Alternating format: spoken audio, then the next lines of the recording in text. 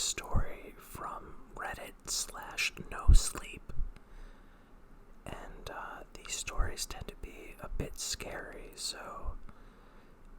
consider this your warning. This story was written by a user named NewToTownJAM. I asked for his permission, and he hasn't gotten back to me yet, but I'm assuming that he said yes if this is uploaded to YouTube. So, here we go. The story is called My Friends Keep Dying, and Now I'm the Only One Left. I've recently moved back to my hometown. It's a small seaside town in the UK, and you've almost definitely never heard of it. I left to study art at university, which, in the blink of an eye, became 10 years working in the art world in the city. My life was fast-paced, full of parties and social gatherings, and I had real potential to make it big. I decided to come home when an old girlfriend of mine died. She was the third to pass away in the space of 6 months. The four of us had been the closest group imaginable growing up, spending our entire childhood and teenage years together. The news of his death devastated me. So much so that I felt I had to come home. Not just for a visit, but for as long as it took to work out why my friends were gone. I left everything behind. My friends and I were not so well behaved growing up.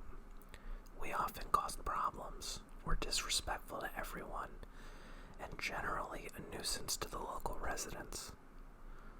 So when my parents told me that two had succumbed to addiction and the other a heart attack during a bar fight, it didn't surprise me that nobody in town batted an eyelid. My friends took seriously different paths to mine. We hadn't been in contact regularly for years, but we shared a trauma in our teenage years, something that made me feel like these deaths weren't a tragic coincidence. Darren was my closest friend. He was the most recent to die, and was the supposed heart attack. When we were young, he used to tease me because my parents named me Liza after Liza Minnelli. He would throw jazz hands whenever he saw me. It made me smile just to think about it. Darren was sweet and kind and incredibly loyal to his friends. I'm not telling you this because it's relevant. I'm telling you this because I know there will never be another positive account of his life. Darren always had a lot of problems, more so than the rest of us. He had already embarked on a turbulent life journey when I left for university, getting into drugs and dealing them and spending anything he earned at the pub. There wasn't a Friday night that he wasn't fighting with someone random. I think he did it to numb the pain. I ran away. Darren drank and snorted. Baz was different. I had some sort of twisted hope that he would be okay, but I was wrong. He was the most gentle and sensitive of the group. He adored his girlfriend Lacey, and despite everything we went through, he seemed to cope pretty well. About 2 years after I left, he broke up with Lacey, lost his home. She wouldn't let him see his 18-month-old son, and he turned to drugs as well.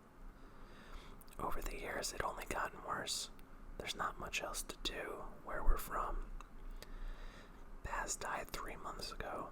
He was found seized up in a squat position and had likely been there for days. Heroin. It was sad but expected, especially after the sad loss of our friend Tyler to the same awful addiction. Tyler went first, 6 months ago. When it happened, my parents broke the news to me over the phone. I was attending a cocktail party hosted by an up-and-coming artist launching a new collection. The harsh reality that I'd been sipping martinis while someone I loved foamed at the mouth in a cold, dark alleyway hit me like a ton of bricks. I felt incredibly guilty that I hadn't been there, that I hadn't called or kept in touch.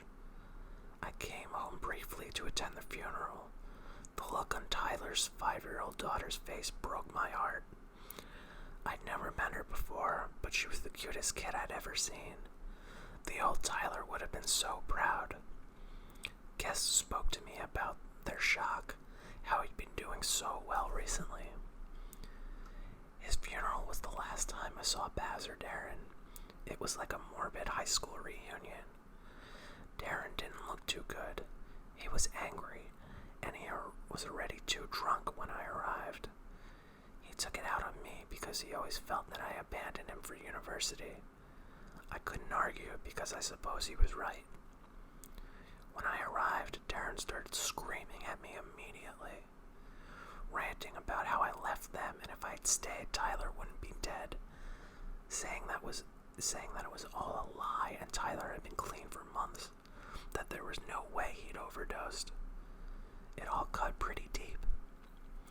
Baz tried to hold him back, but I could see he didn't know what to say to me either. I figured it was all the grief and the whiskey I could smell on his breath talking. Of course Tyler had overdosed. His whole life was headed that way. I truly believed that until he said something that made my blood run cold. Do you know where he died? It was a simple question. One most people might find benign, if not a little dark given the situation. But to me, it was huge. I knew the answer already, purely because he had asked the question. It was the whole reason I begged and pleaded with university to let me in. My grades were terrible, but I was passionate about art. It took night courses and resetting exams, but I made it, all to escape this town, to escape that place. When we were about 16, we found a place called The Wall. It wasn't anything fancy, and we weren't too creative. It was just what it was, a wall at the back of an old closed-down industrial estate with a nearby alley to access it. The same alleyway Tyler had died in. At the time, we had just started smoking weed and would hang out there to drink and smoke without being bothered or caught. The industrial estate was always quiet. There was never any homeless people, junkies, or other kids there, and you could sit there for hours and never see another soul. It was perfect. In retrospect, maybe I should have seen it as a red flag. The wall was covered in the most beautiful street art I'd ever seen. Colors and compositions you couldn't imagine. Bright tones and line work in all different styles that flowed together like a living organism. I don't say this lightly, especially with my career, but it was nothing short of a masterpiece. After a smoke, I would get lost in it, transported into another world of color and light. I spent hours there just watching it, observing every pattern and color that made up the intricate mural. Every square inch of it was imprinted into my mind. There were no tags or standard sprayed graffiti to be found anywhere on the wall. The texture was that of an oil painting, dust-proof and fresh-looking. I don't know how long it had been there, but even in the time we spent hanging out there, it should have aged a lot, but every day it looked fresh, as if it had just been painted. The boys weren't as visibly fascinated as I was, but they were vocal about the appreciation. Baz more so than the others, but he was always a sensitive soul. They would sometimes kick a football up against it, lean on it, and clap their shoes against it to get the sand out if we'd come from the beach. I cringed like the brickwork or the Mona Lisa herself every time, but I never let it show. They were careful to do no damage, though, whereas they usually wouldn't have cared at all. After we'd spent a year or so in our new hangout, we stopped going anywhere else. We met there daily, after school, and at the weekends. It was the best time of our lives. But then one day it all changed. We'd had a rough day at school. Darren had gotten in trouble for getting into a fight with another student and threatening a teacher. And Darren, he got angry to himself and told Darren to shut up. He must have predicted the fist coming towards him because he ducked in perfect timing for Darren to full belt punch against the wall. The wall was beautiful. It wasn't hard enough to damage Brick, but he wasn't really that tough. But it was enough to shatter Darren's hand. He broke a lot of bones that day. Tyler apologized profusely, although I doubt he would have apologized if a punch had landed that hard. He was lucky that Darren was in too much pain to care about why he was angry with him in the first place. Tyler was always too scared to bother challenging Darren, so it was odd that he had in the first place, and he didn't care at all about the overreaction to a simple shut up. I know you probably can't understand why we were friends with Darren or why we stuck around, but we knew we had issues, and he was never usually violent with any of us. He was a product of his environment. We tried to help him and called an ambulance. He was calm for a while, but the swelling built alongside the pain. Darren reacted in the only way he knew how. In almost any stressful situation, he got angry again. He grabbed hold of Baz's bike, holding most of the weight with his good hand, but still putting far too much pressure on the bad one. Pure rage had cut through the pain, and he smashed the bike against the wall. Baz tried to protest, but the red mist had already taken over. He struck it repeatedly until part of the beautiful paintwork had crumbled off. Although the painting previously looked eternally new, the wall itself was old. It wasn't long before the cracks appeared. Chunks of decade-old brick fell to the floor, and the mural was ruined. The abstract colors and patterns were interrupted and distorted. My heart shattered. As an art nerd, it was as if someone had taken a blowtorch to the Picasso. When the paramedics arrived, I refused Darren's pleas to get in the ambulance with him. He took Baz, and Tyler cycled Baz's mangled bike behind them. I stayed with the wall. I tried to push the crumpled bits of brick back in and rebuild the painting like a puzzle, but I couldn't. I ignored every phone call from the boys and just stared in disbelief as the desecrated remains of the masterpiece. Then I saw him. A man standing no more than 20 meters away from me in the wall, by the next unit in the industrial estate. It wouldn't seem much to most people. It wouldn't to me usually, but in that moment I realized that aside from the paramedics who had come to collect Darren, I had never seen another human being here. I wasn't sure what baffled me more, this realization itself, or the realization that I had never thought about it before. Sure, we'd often praised the fact that no one was ever around. It suited us just fine. But until I saw him, I hadn't understood just how strange it was that we hadn't seen a single person. Ever.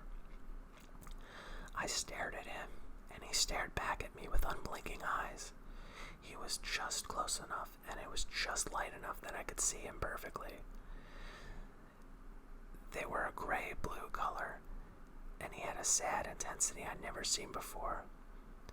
He was thin, with long, skinny limbs and a gaunt face, almost like someone that had been taking medication for a long time. He wore a dirty gray hoodie done up like Kenny from South Park. All that I could see were those eyes and the sunken cheeks. Even his hands were covered by the long sleeves. I was terrified. Something about this man really unnerved me, and I still hadn't seen his eyes blink. Then he walked towards me. My heart skipped multiple beats as it fell from my mouth to my chest. When it restarted, it pounded harder. The hairs on my arms and back and my neck danced, tickling a little as they all stood up. I still couldn't move. It didn't take long until he stood right in front of me, still staring at me with those huge eyes. He stopped inches from my face for a minute or two before continuing to stand face on with the wall in the large crumpled chunk. I watched in horror and devastation as a single tear ran down his cheek, and he raised his arm to reveal a disgusting sight. His fingers had twisted and lengthened, knotting in places to create a long, thin mass of flesh. It was both elegant and sickening. From the end of the fleshy mess sprouted hairs, short and fine, growing from the slightly bloody tips of the finger mass into the delicate point. His hands were the most horrifically beautiful paintbrush I had ever seen. This was the artist I had longed to meet, my idol. The creator of my obsession stood right in front of me, and I had never been more terrified. I don't know if sheer admiration prohibited me from moving, but I just watched. The unnatural deformity of the hand, it just didn't bother like it should have bothered a normal person. His demeanor and silence alone should have sent me running, but it didn't. As the hairs on the end of his brush came closer to the wall, more tears fell from his gaunt face. They dropped onto the crumpled remains of his heart. He reached out his other arm, and I braced myself for another perplexing sight. But the other hand was just like any other human's. It was incredibly slim. The bones and veins created ramps and bumps across the skin.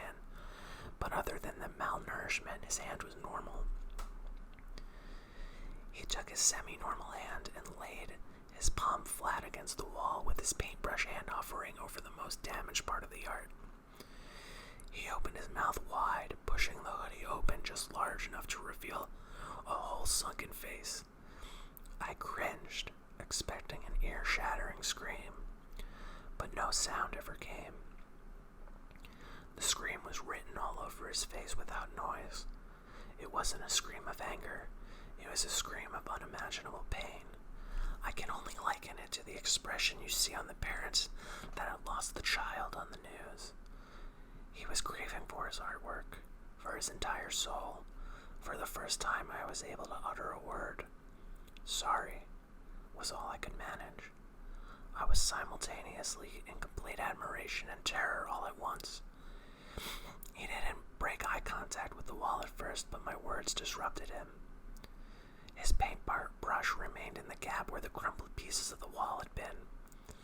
He turned his head and faced me again, not moving either of his hands, despite me being a little too far behind him for your average person to look at. It was like he had the neck of an owl. He didn't say a word, just continued to cry and scream in complete silence. I couldn't hear any birds or cars. Nothing but silence. Come to think of it, my sorry had been the only sound since he first appeared, and after all these years, I'm not even certain it was that audible. I felt my body shake as he looked at me.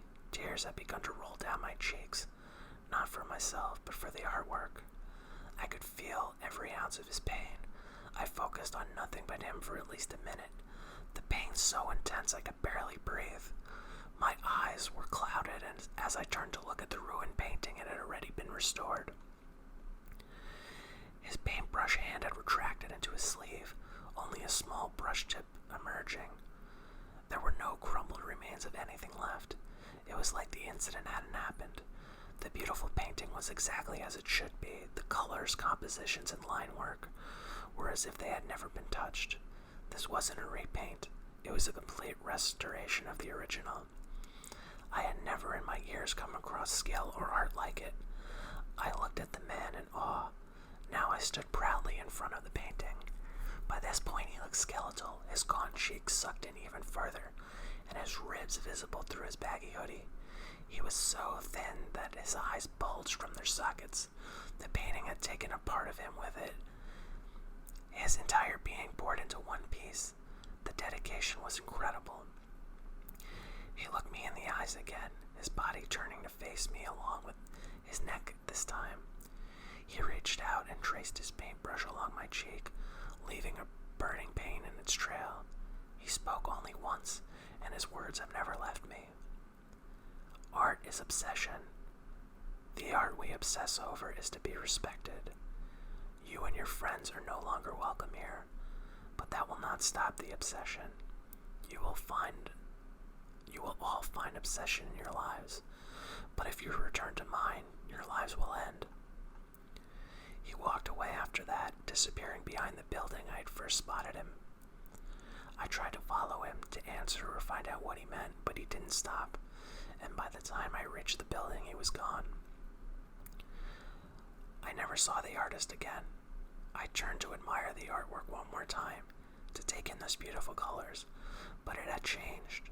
Written across it in the most beautiful lettering was a warning to me and my friends: leave or die.